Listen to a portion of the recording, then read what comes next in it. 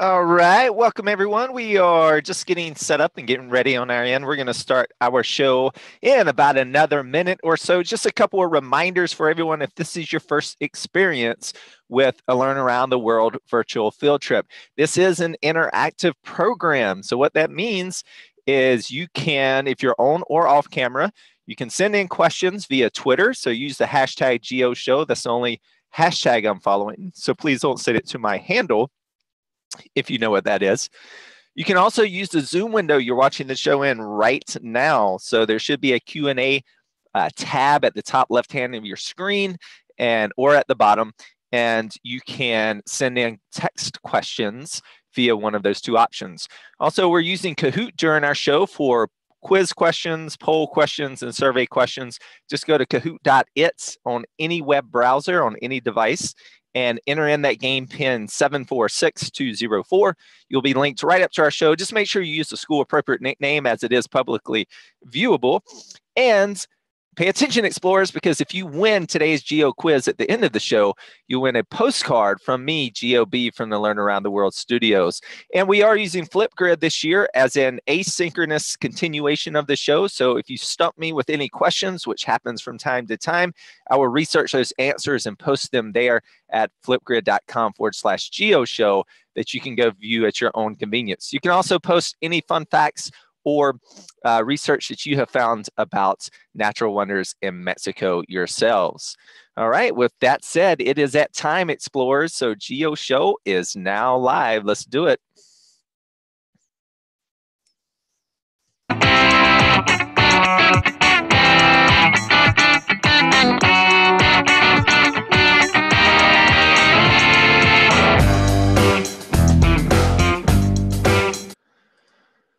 All right, welcome, welcome, welcome, all explorers. You're now watching Learn Around the World's GeoShow, and today's show is titled Natural Wonders of Southern Mexico, brought to you by Learn Around the World.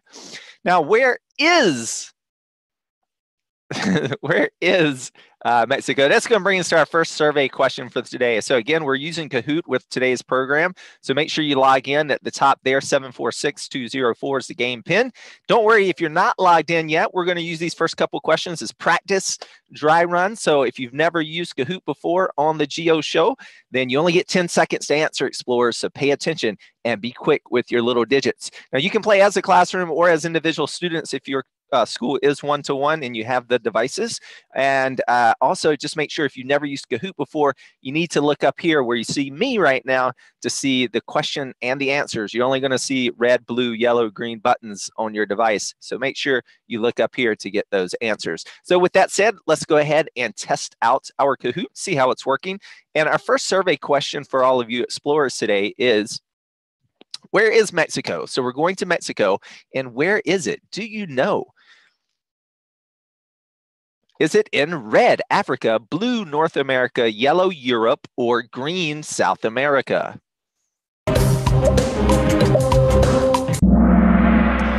All right, so most of you got it correct. That is awesome. Some people get confused time to time. So Mexico is south of the United States if you're watching from the United States. However, it is still in North America. It is not in South America. So great job on everyone. And let's find out exactly where we're going in Mexico, because you are watching the GeoShow, and the GeoShow is a geography-based show. That means location matters, explorers. So let's spin our big blue ball around and check out our locations for today. So again, we're going to the southern region of Mexico. Now, keep in mind, Mexico is a very large country, and there's no way in the world we could cover every natural wonder that it has to learn about. But we are going to learn about a few today. And two of those are in the state of Oaxaca. This red outline you see on your left, on the western side of southern Mexico. Now, again, the United States, just like the United States, Mexico has states. So in the state of Oaxaca, there are two locations we're going to visit. In not this particular order, but we're going to visit Hierve el Agua, which means boiling water. You'll learn about why that is. We're also going to visit the town of Santa Maria del Tule in Oaxaca to visit Árbol del Tule, which is the widest tree in the world. Then we're going to head to the east coast of Mexico and to the Yucatan Peninsula, and we are going to learn all about cenotes.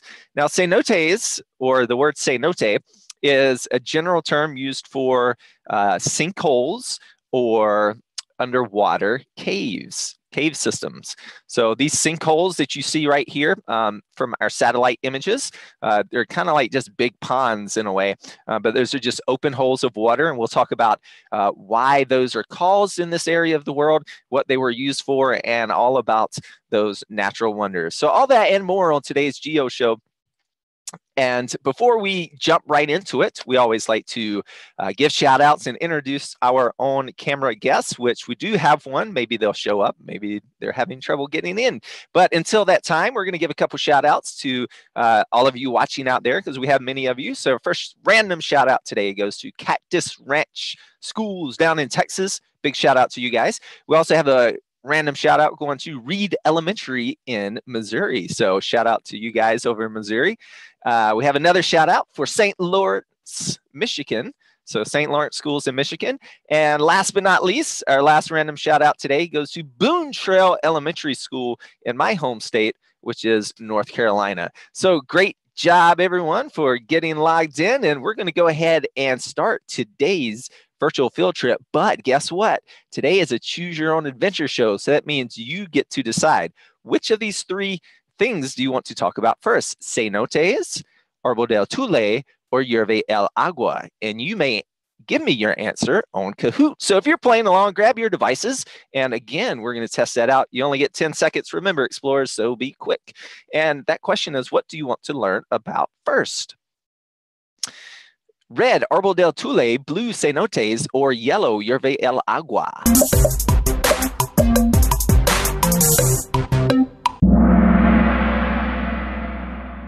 Alrighty, so it looks like most of you have chosen Hierve el Agua, or boiling water is the translation there. So we're going to head to Oaxaca first. If you're not logged in, don't forget, I just put in the chat box.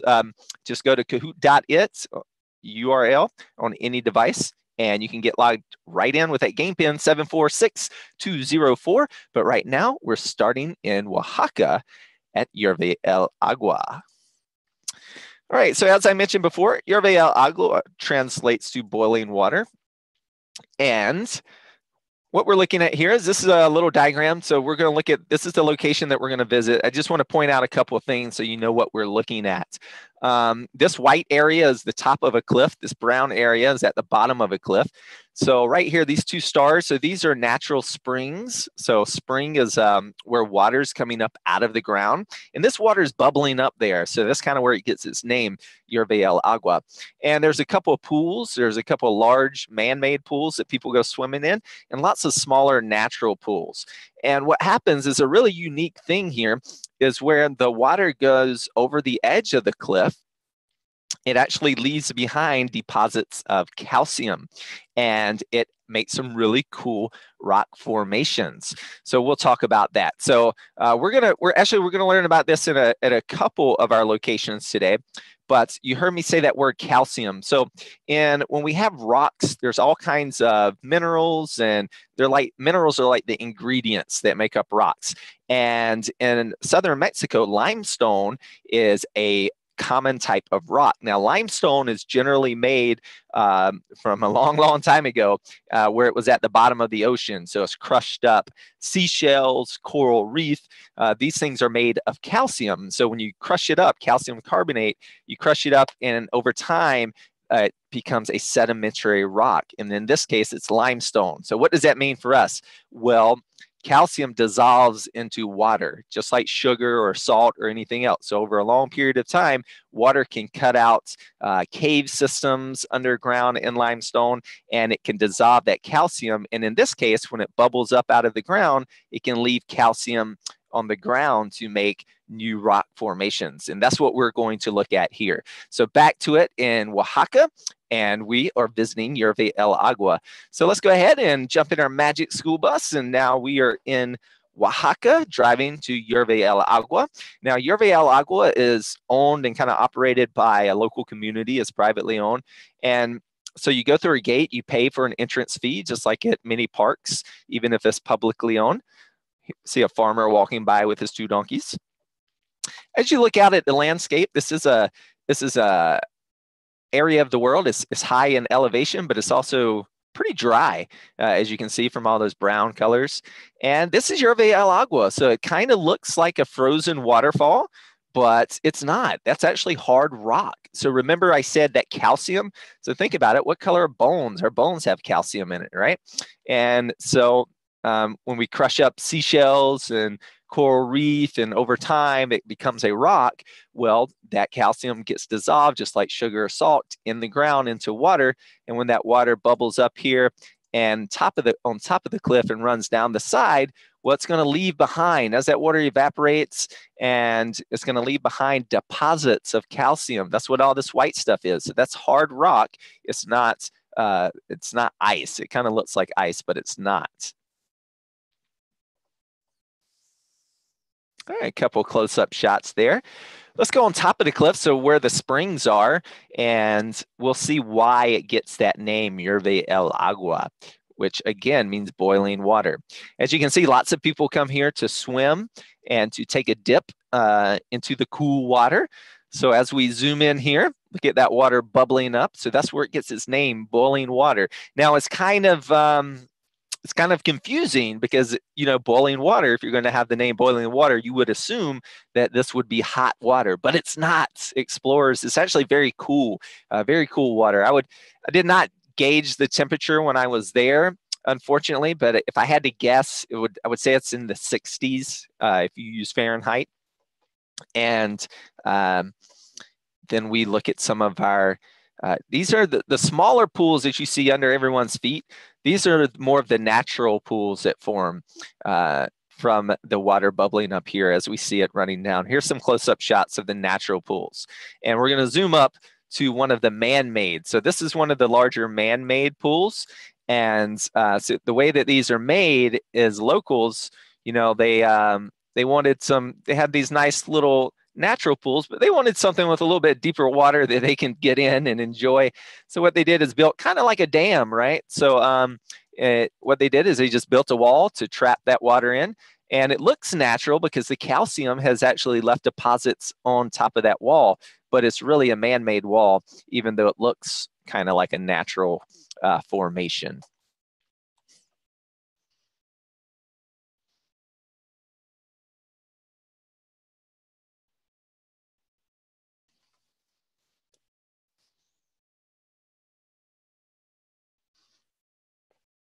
And we'll do a big old pan across the landscape, and you can kind of get a sense of it's a really beautiful area, and especially these rock formations with these calcium deposits really stick out like a sore thumb, right? They really pop in that brown rolling hill landscape. So it really makes for a unique natural wonder that is beautiful to look at. So again, these larger pools are man-made; those are not natural. And these are the natural pools that are more common to be at the top of the cliff.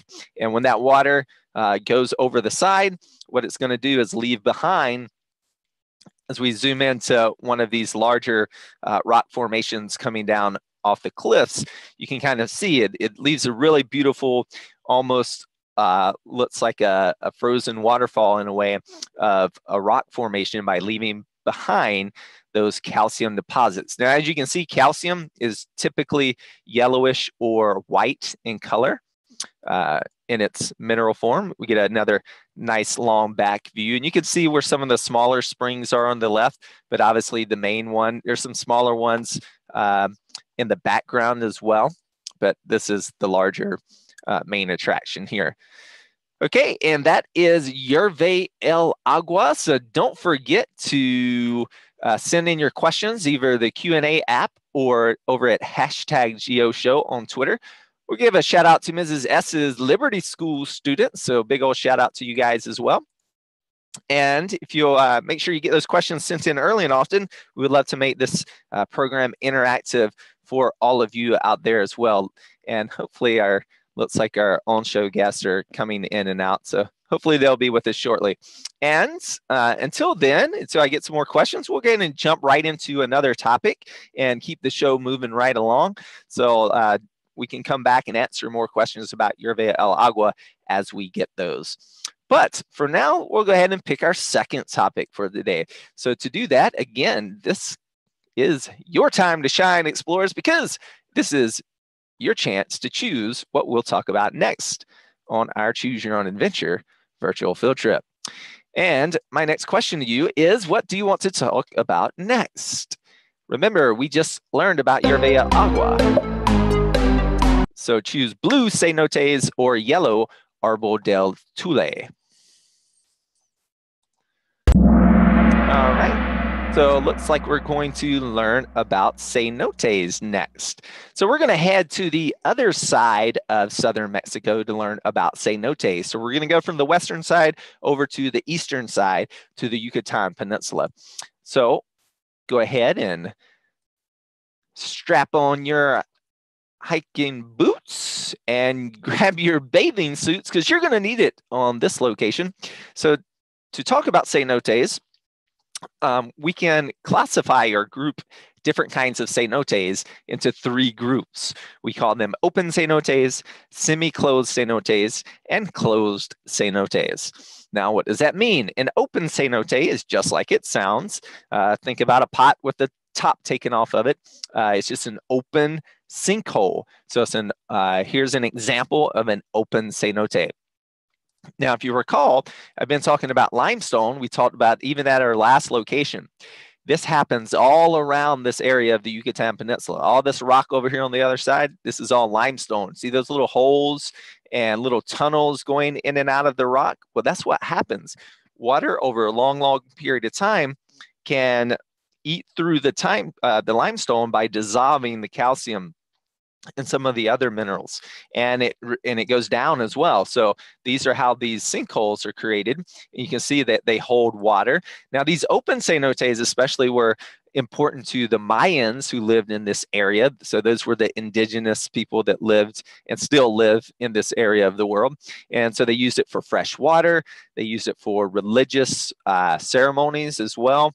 This is a famous open cenote, in fact, near Chichen Itza, which is a very popular or very famous Mayan pyramid in the Yucatan.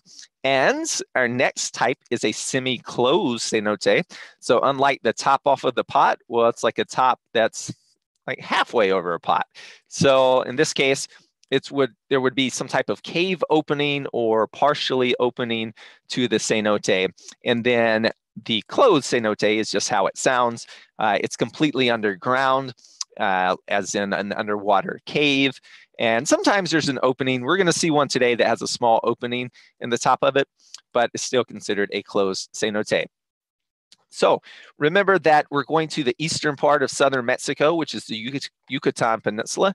And if you have learned in the past, or maybe you haven't yet, but you are about to, a peninsula is a body of land or a piece of land that is surrounded on three sides by water. So in this case, we have the Gulf of Mexico and the Caribbean Sea surrounding this piece of land in Mexico. Hence a peninsula. So as we zoom in a little bit closer, this is a peninsula, and most of the cenotes, about half of them, in fact, are found in this area. This is known as the Maya Rivera. It has about half of all cenotes found in the Yucatan. About 2,000 or so cenotes are found in this area.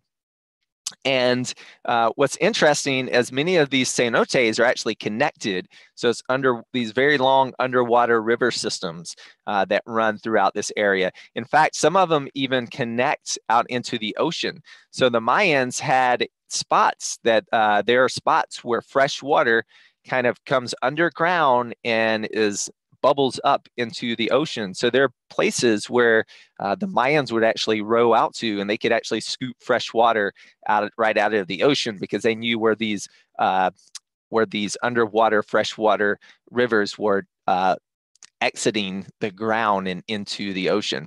Kind of impressive that they were able to do that.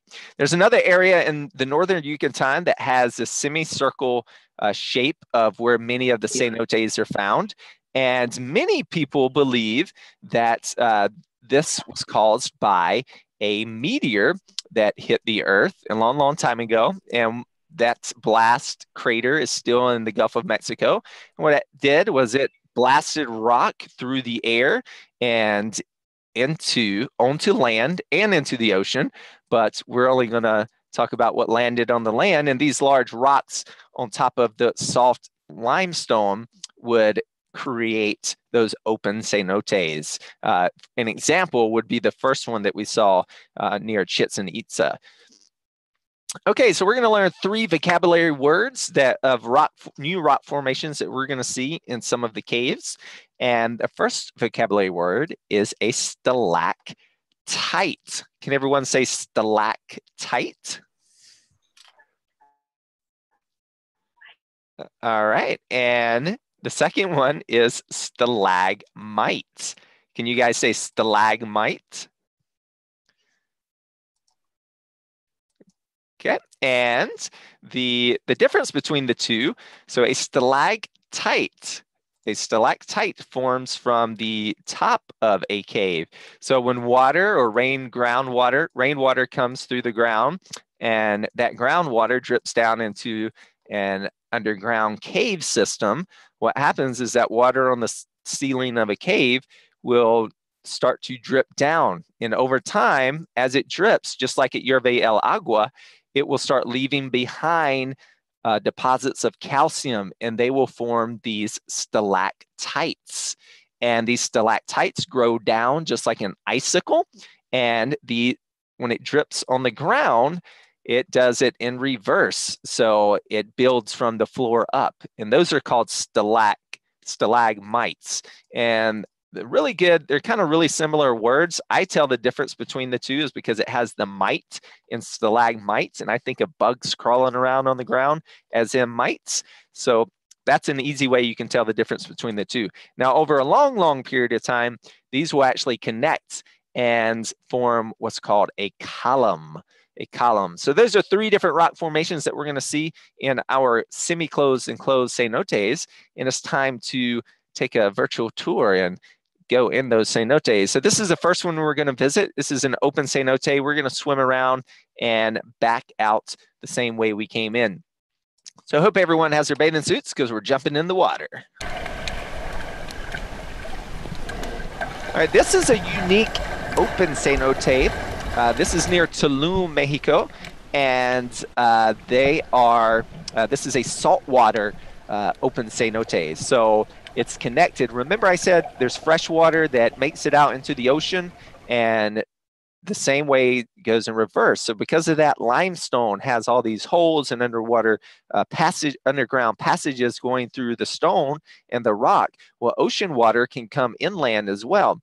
And in this case, this open cenote is filled with salt water. So all these little fish that we see are actually ocean fish, and they come here. So this is a great nursery for little juvenile fish.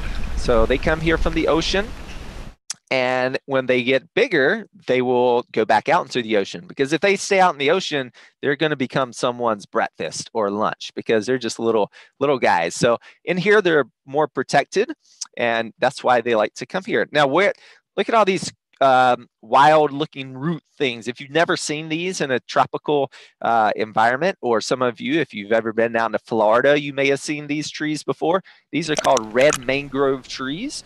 Mangroves are just a general term for any tree or shrub that is saltwater tolerant.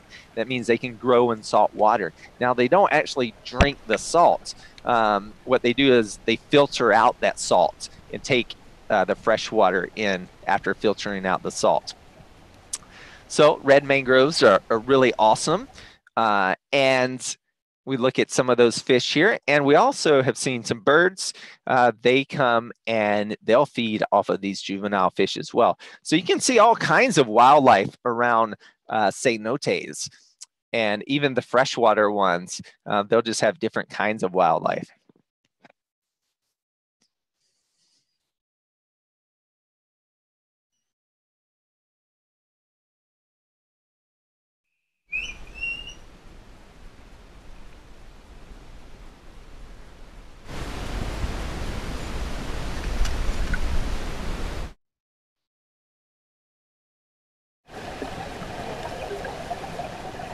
If you look here, we found some scuba divers. So cenotes, open cenotes in this case, are a very good place to learn how to scuba dive for a couple of reasons. One is that it's kind of like a pool, right? So it's a safe place, not a lot of wave action or currents. So you can come here and you can practice scuba diving before going into the open ocean. And the next thing is we'll see scuba divers at our next cenote that are doing what's called cave diving. Now, cave diving is super duper dangerous. So it's very important that you practice cave diving in a safer environment. And so they'll practice cave diving here before going in an actual cave. Now, what's really interesting is here you can see there's these very large pieces of rock that just look like they're in the middle. So not as much on the sides, but right in the middle. Now we can kind of make a hypothesis here, but what I would guess has happened here is that this was once an underwater cave or an underwater or a closed cenote. And when the stone got eaten out and dissolved under the top portion, it got so heavy that it actually collapsed or caved in on itself. So it used to be closed and now it's an open cenote, at least in this part of it. All right. And we'll go ahead and start heading out of the open cenote. Now, again, not all open cenotes are filled with salt water. This one is. Some of them are filled with fresh water, like the one I showed at the beginning that's near Chichen Itza. In fact, the Mayans that lived in this part of the world, they often use cenotes or did use cenotes for fresh water because there are no above ground rivers in this area. They're all underground. So you have to go to the cenotes to get drinking water. All right, so we're going to leave this open cenote and we're going to head to a famous cenote called Dos Ojos. So right here you see on the map, it's called Dos Ojos. So that means two eyes. And the reason it's called that is because if we look at it from the sky in the forest, it has two openings.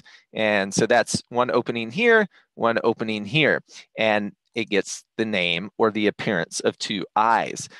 This map just shows the water of the cave.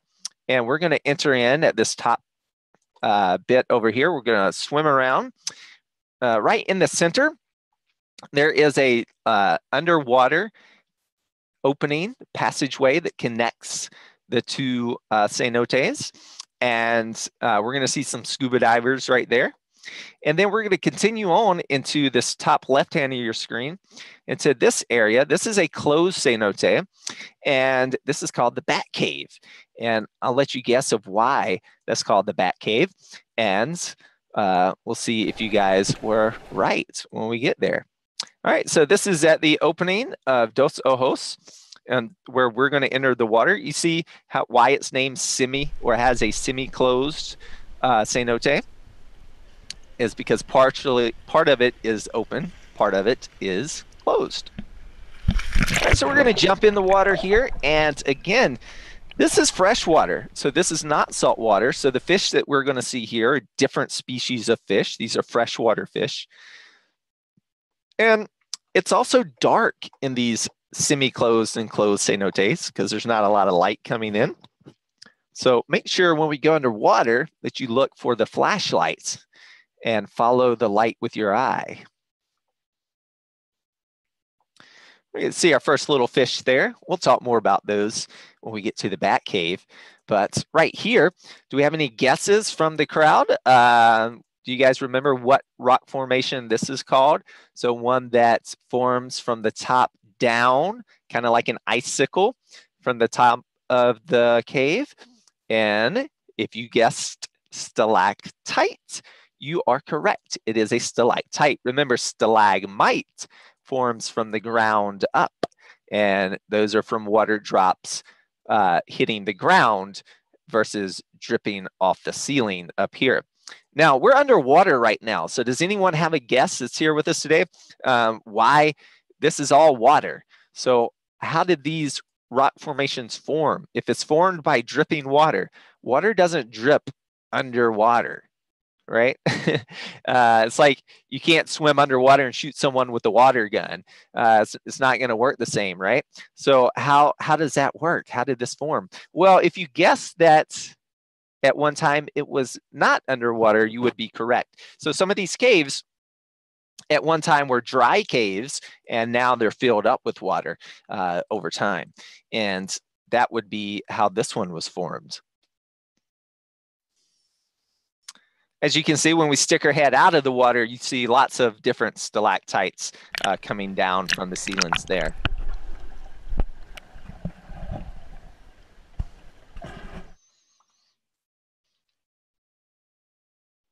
All right, so we're going to get about halfway here. Remember, we said there's an underwater passage that connects the two cenotes, and we're going to see those scuba divers deep down.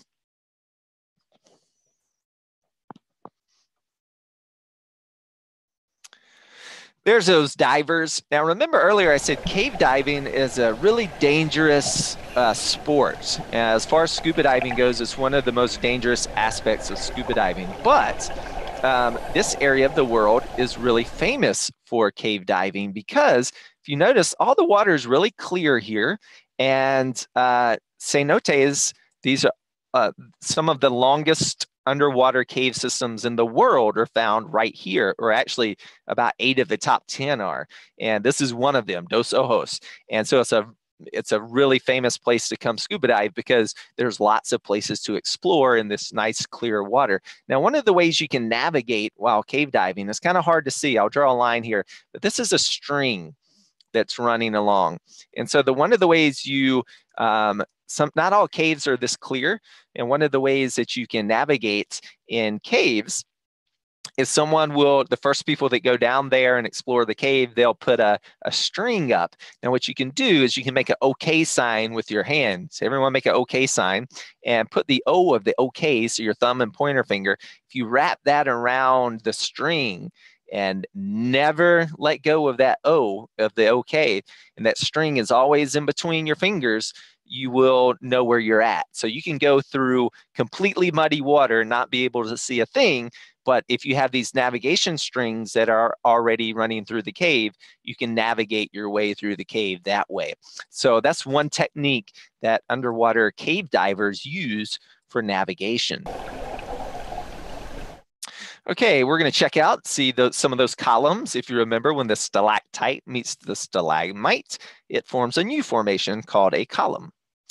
So we're heading back into the Bat Cave. Now, the Bat Cave is a closed cenote.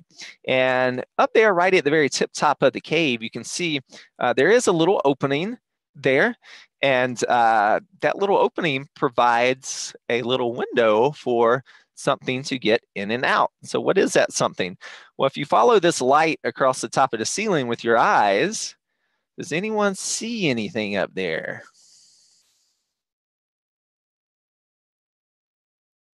All right, so some of you may see the bats going across the ceiling. And right here, this is a little floating dock right in the middle of the cave. So we're in a closed, dark cave. And this is a little like 6 foot by 6 foot floating dock floating right in the middle. And if you notice right there on the dock, we see, looks like little bits of maybe dirt or berries or something. And well, what that really is bat droppings. And bat droppings are called guano. So we have guano right there. And here's a little tip for all of you. If you ever go diving or snorkeling in a bat cave that has bats in it, and they're dropping guano everywhere, it's not a good idea to set your snorkel on top of a guano-filled dock. And whose snorkel is that? Well, that's mine. I was not paying attention. And while I'm taking this footage, I put my snorkel, that mouthpiece right there. If you've never used a snorkel, this right here goes in your mouth. And so where's that sitting? Right on top of bat droppings. That's right. You can all say, ew. All right, so this is underwater, so we see some of those bat droppings. Now, these bats are not after people or anything. These are actually fruit bats. So what they do is they bring fruits into the cave, and they'll eat, and they'll drop fruit, just like you eat chips on the couch at home, and you drop chips in between the couch cushions, and maybe your parents get mad at you. Well, same thing happens here, except it's fruit, and also they're bat droppings. And what happens is something unique for these little fish. Remember, these are freshwater fish. Now, they're living in a dark cave. So how do these little fish get food? Well, they have a relationship with the bats. It's called symbiosis. Can everyone say symbiosis? Awesome. So there's different kinds of symbiotic relationships, but basically it's when two animals, in this case, the bats, and so I'll put a B over here by this face, a bat and the fish over here on the left. In this symbiotic relationship, the fish is happy because it's getting food from the bats. And the bat's like, meh, bat doesn't really care because the fish doesn't help out the bats and the fish doesn't hurt the bats. So it's okay. So the bat doesn't really care. There's other kinds of relationships where both animals or organisms are happy, and other kinds where one's happy and one's sad. So if you've ever had a tick or anything like that, you would know you're not happy, right? You're sad, but that tick is happy because it's getting lunch from you. All right, that is a symbiotic relationship. Okay, so let's go ahead and continue on, and we're going to exit out of Dos Ojos.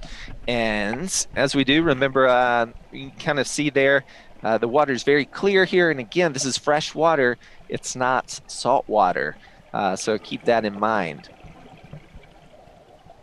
A couple fun facts about Dos Ojos is at its deepest, so where we saw the scuba divers going back and forth, it's 33 feet deep in this immediate area. But at its deepest, this is a much longer cave system. So it's around 198 miles long. So it's connected to other underwater caves as well. And the deepest one of those, at its deepest, is around 391 feet deep. So it does get quite deep in this larger river system.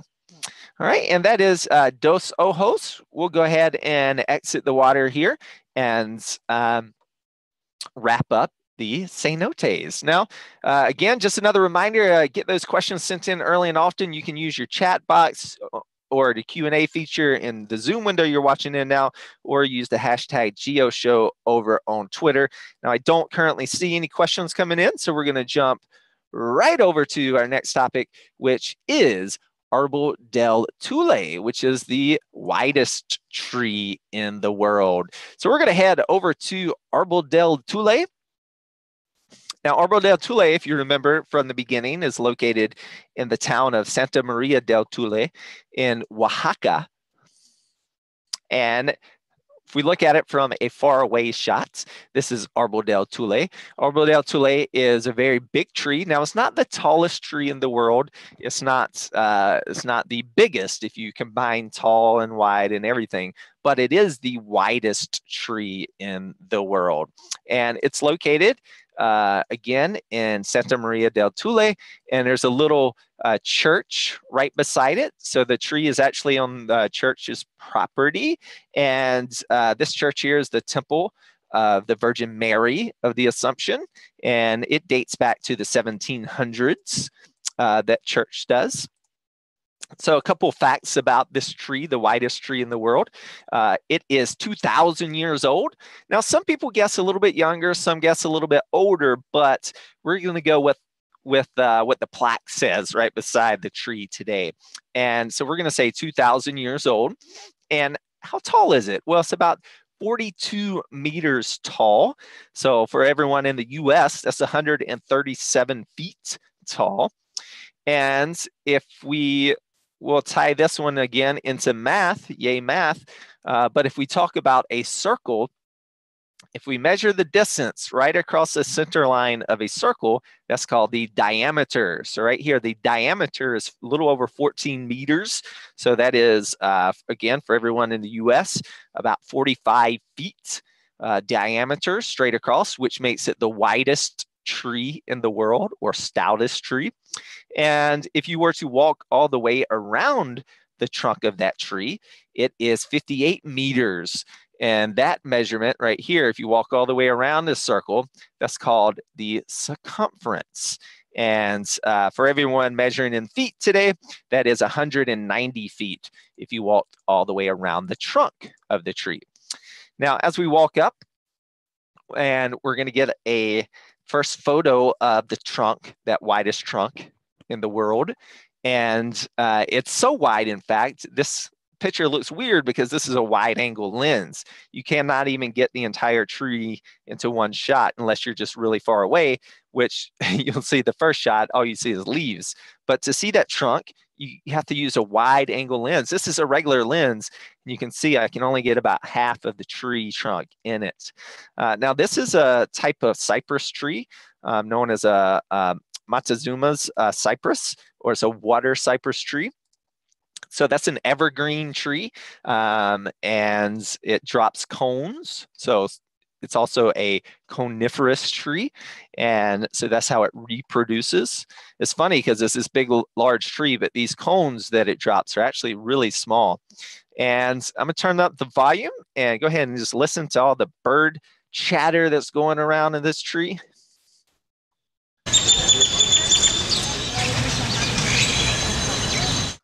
All right, so those little clumps hanging off the limbs there, those are the leaves. Those were the little clumps of cones. As we pan across, you can see how wide that trunk is. Again, the widest tree in the world of a single tree. There's all these railings around the tree, and that's to help protect the tree. Did you know that if enough people walked on the ground around a tree, these are with small or big trees, that you can kill a tree? And that's because you compact all the soil around the tree. You can actually kind of like squish the roots. Now, this tree likes to be in wet ground. That's why you see all the sprinklers there. In fact, Tule means like a marshland. And this area you can see right around the tree, it's not a marshland any longer. It was drained out a long time ago when the Spanish arrived in the 1500s, but it used to be. And as we see here, our cypress tree, when we pan up to the top and across and see how big it is there and that water hitting it, they do like the water.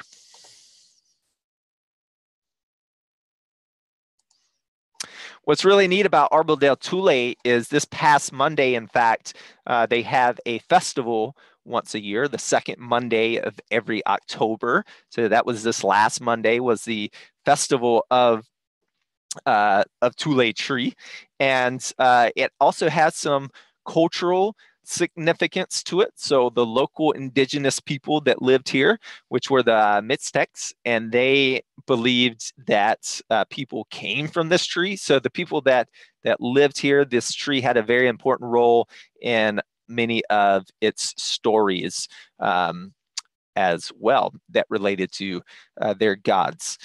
So that is Árbol del Tule, Hierve el Agua, and cenotes, all found in southern Mexico. Again, get your questions sent in to either hashtag GEOshow or over on our Zoom window that you're watching in now. We do have one of our classrooms. So Mrs. Taylor's class, did you guys see any of the program? Do you have any questions?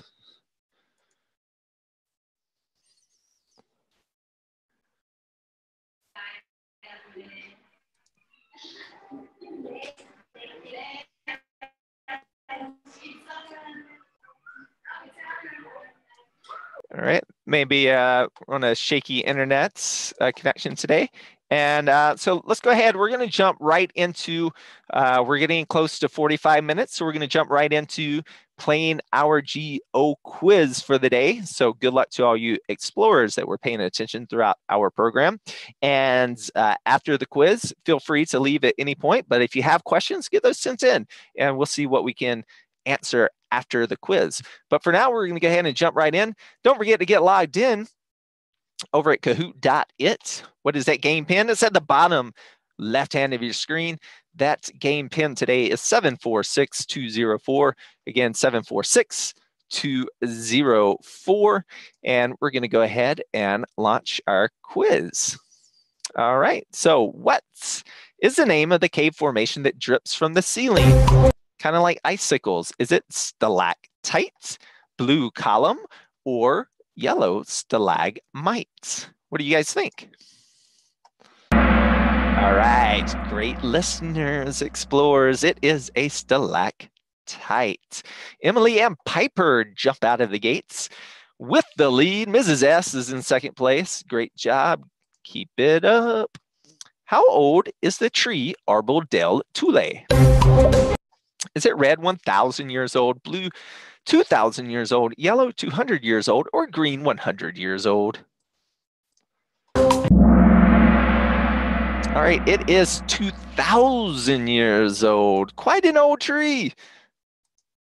All right, Mrs. S's class takes the lead. Tristan is in second. Is the boiling water at Yerve El Agua really hot? Red, no. Blue, yes. All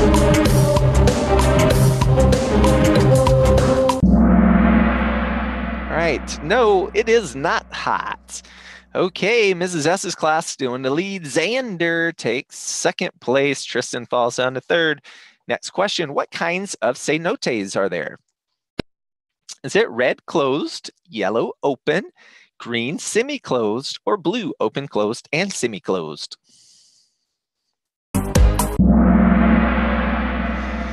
All right, remember the best answer here is blue, all of them, open, closed, and semi-closed cenotes. Mrs. S's class still in the lead. Xander still second. Tristan still third. All right, guys, let's see who's going to win. Last question, make it count. Which Mexico state is Yerve El Agua and Arbor del Tule located in? Is it red, Oaxaca, blue, Chiapas, yellow, Yucatan, or green, Chihuahua? All right, it is located in Oaxaca, Mexico, or they, I should say. And today's winner is dun-dun-dun-dun. Xander came from behind to win today's Geo quiz. Congratulations to Xander. If you are Xander's teacher, make sure you get me your school address so I can send them a postcard from me, Learn Around GOB at Learn Around the World. And you can do that in only one place this year, and that is at learnaroundtheworld.com/prize. That URL right at the bottom of your screen, learnaroundtheworld.com/prize. For everyone else, if you have to run today, great to have you on the show, and make sure you check out flipgrid.com/GeoShow if you would like to share any cool, fun facts or research you have found about natural wonders in Mexico, anywhere. You don't have to stay in Southern. All right, so for everyone else who's still here, I'll give you about a minute to get a question sent in to me if you have them. If not, then we'll go ahead and end our broadcast.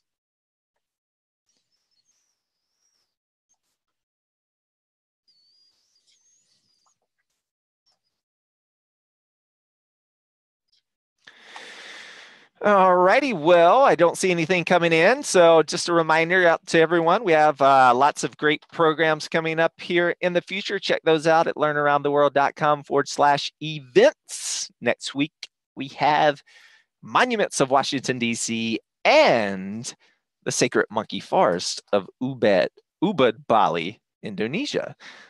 2 shows next week. All right, explorers, this is a great big world out there. So get exploring. Bye. Have a great weekend.